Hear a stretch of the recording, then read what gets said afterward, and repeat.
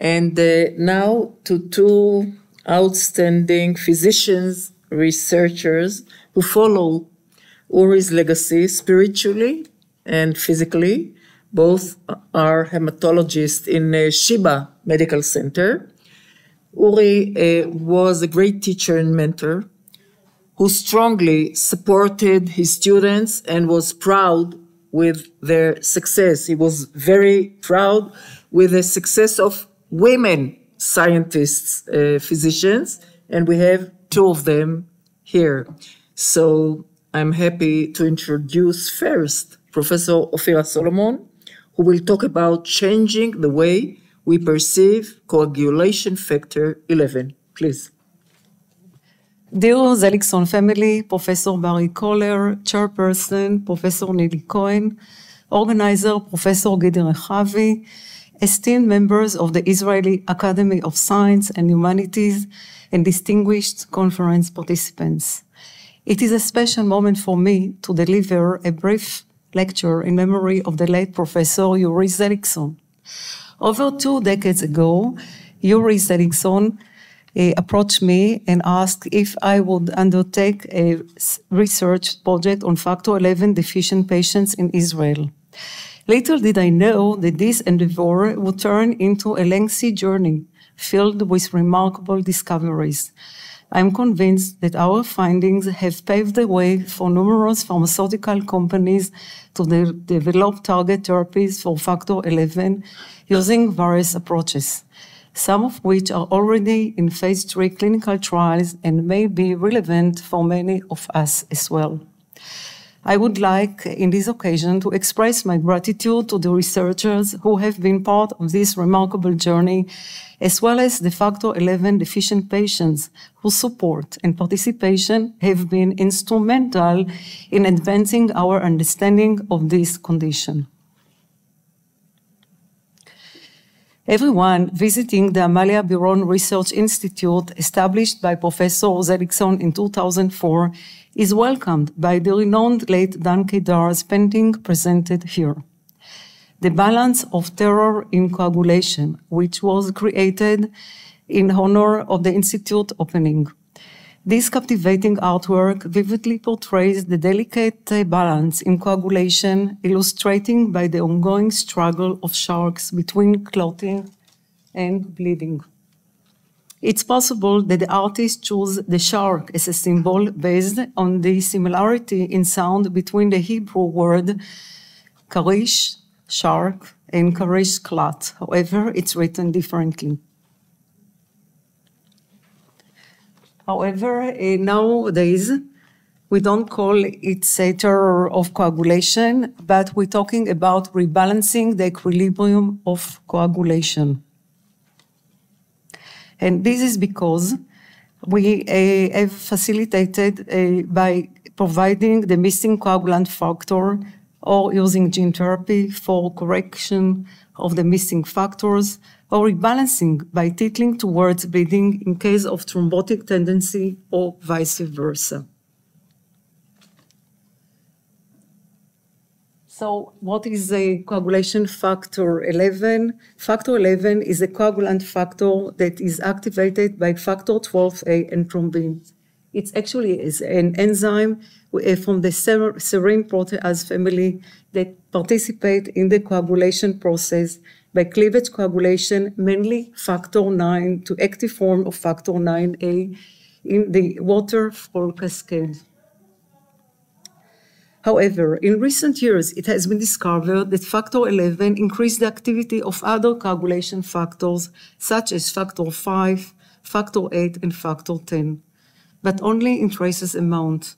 And additionally, it inhibits tissue factor pathway inhibitor, which is a glycoprotein that serves as a brake to prevent excessive bleeding. I was confused, to prevent excessive clotting. From this, it can be inferred that factor 11 may elucidate the role of factor 11 in promoting thrombosis. So what is about factor 11 deficiency? Factor 11 deficiency is also known as hemophilia C or Rosenthal syndrome. It is an autosomal rare bleeding disorder, which a prevalence of 1 to 1 million in Caucasians. However, in the Ashkenazi Jews, the prevalence of factor 11 is estimated to be 1 to 10 in carrier heterozygote and in 1 to 450 in homozygote compound heterozygous. And here comes the research of Ophira Salomon and his colleagues, as he found that there are two specific founder mutations in the Ashkenazi Jews. The first one is the type 2 mutation, which occurred between the first and second temple destruction, and therefore the mutation is also present in Arabs and in people that are present in this area as well, like Iraqi Jews and other population. However, the type 3, it's more a European mutation, and it occurred about 900 years ago. So what is about the factor 11 deficiency that we're going to talk about? It's usually found incidentally in most cases as part of pre-surgical workup when prolonged activated partial thromboplastine time is prolonged. And indeed, Professor Seligsohn was one of the physicians to insist to perform the pre-surgical workup for PT and PTTT. And as such, most of the cases now that discovered with factor 11 deficiency were pre-surgery and not as before that were discovered during operation and following the operation. But if the frequency of factor 11 deficiency is so often in the Israeli population, so how come we don't hear about it so much? So one of the reasons is that there is no spontaneous bleeding except for menorrhagia only in some women. And also the bleeding, if it occurs, is very mild, unlike hemophilia A and B. And you will hear about it more by Professor Kenneth in the next lecture. And because it does not cause hemarthrosis, soft tissue bleeding, or intracranial hemorrhage. However, in patients with factor 11 deficiency, bleeding, if it occurs in special area like nasopharyngeal region or urinary tract. This is because in those areas there are a lot of enzymes that have excessive fibrinolytic activity. And we can understand that in those areas like the nasopharyngeal, having a clot, we can suffocate, or if we have clot in the renal tubers, we can finish with anuria. So, so the important things about the factor 11 deficiency that Uri and the group in Amalia Varon found was that low levels of factor 11 protect against ischemic stroke and deep vein thrombosis. And not only that, other studies group have found that high levels of factor 11 are actually associated with ischemic stroke and deep vein thrombosis, also confirmed by Mendelian randomization technique. In patients with severe factor 11 deficiency that were treated with factor 11 concentrates, there were cases that ended with thrombotic events, myocardial infarction, and a stroke. And most of the cases were elderly people that had atherosclerotic risk factors. Important is that in animal models, using various target therapy of factor 11, including knockout genes or antisense oligonucleotide, which inhibit the synthesis of the protein, neutralizing antibodies, all actually found in these animal models to protect against arterial and venous thrombosis. So we can say that factor 11 is a coagulant factor that promotes thrombosis. Thrombosis meaning that the clot is facing the blood flow and can occlude the vessel wall. And has a little effect on hemostasis, meaning that we know that people with severe factor 11 deficiency do not bleed spontaneously. And therefore, when there is a clot in hemostasis, the clot is within the vessel wall. As such, it was rational to develop target therapy against factor 11 because factor 11 promotes thrombosis. Patients with severe factor 11 deficiency do not bleed, and also they are being protected from arterial and venous thrombosis. Therefore, there are a lot of numerous clinical trials now using factor 11 or factor 11A, and by several approaches, by suppressing biosynthesis by antisense oligonucleotide, by preventing zymogen or the biological action of the active form of factor 11 using monoclonal antibodies, small synthetic molecules. And interesting is that there are many clinical trials, as I said, and you can see that almost every important organ is in this trial, like the brain, the heart, the kidney, and so on. And not only one drug, but several drugs that are being involved. So looking at the x-axis of here, you can see an 80-year history of anticoagulants. Just to remind you that only in 1939 heparin was used. 2 years later, the warfarin decumerol. It took 40 years almost that enoxaparin was used. And 25 years later, the direct oral anticoagulants that are commonly used nowadays. That has less bleeding episode in comparison to the warfarin. And we hope that the target 11 will continue this axis as antithrombotic therapy.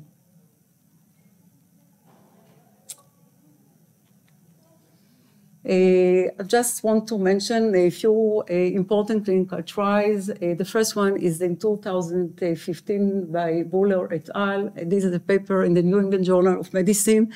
That was the first time patients received target therapy of factor 11. Here it was used with antisense oligonucleotide before total knee arthroplasty. Just to mention that before total knee arthroplasty, anticoagulant treatment as a prophylactic treatment is a standard of care.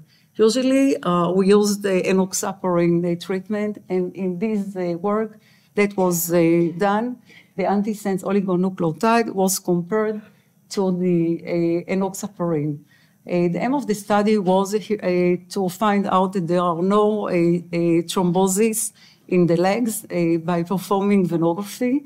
But it was important to find out that there were less bleeding in the target 11 in comparison to the enoxaparin, although the numbers were small.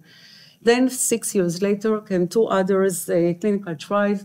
One is an oral inhibitor, milvexian, and using the same approach, giving the target therapy of 11 before total knee replacement. Again, they compare it to enoxaparin standard dose. The oral target therapy was given in different dosage, but all of them, the target was to reduce factor 11 levels almost to zero, as in severe factor 11 deficiency.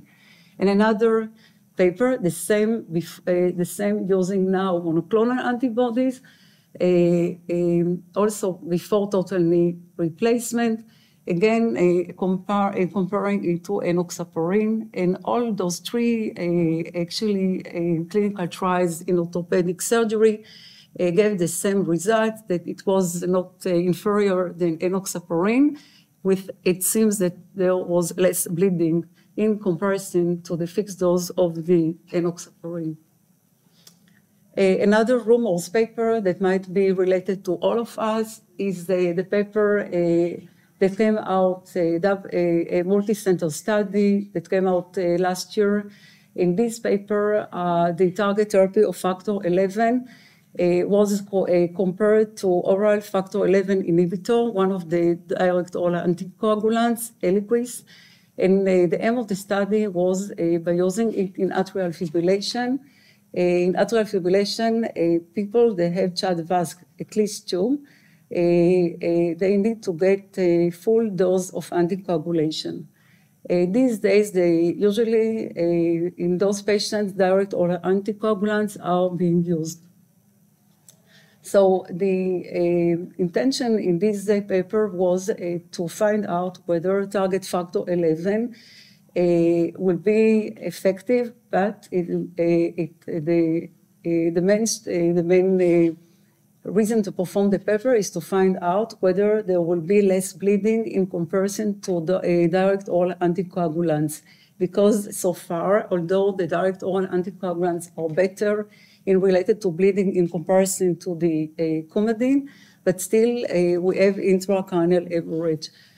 And because this paper has good results, it encouraged to continue with phase 3 trial. And not only that, there is another drug now, the monoclonal antibodies.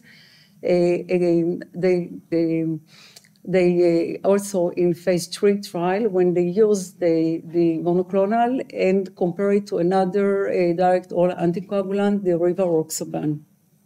And we hope we'll get those results very soon. And the question also was that factor 11, at least in animal models, has shown that it reduced inflammation.